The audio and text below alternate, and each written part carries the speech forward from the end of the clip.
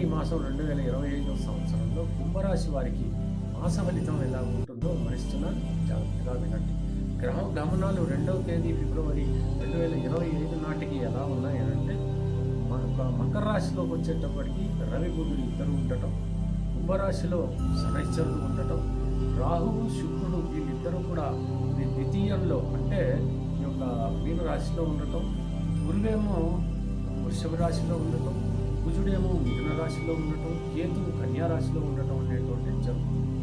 ఇది ఇలా ఉంటే గురువు ఏం చేస్తాడంటే, అతను శుభగ్రహం, అతను వృషభ రాశిలో ఉండి మీ యొక్క కుంభరాశి వాళ్ళకి ఏ స్థానాలను చూస్తాడు అనేటువంటిది మనం తెలుసుకోవాలి.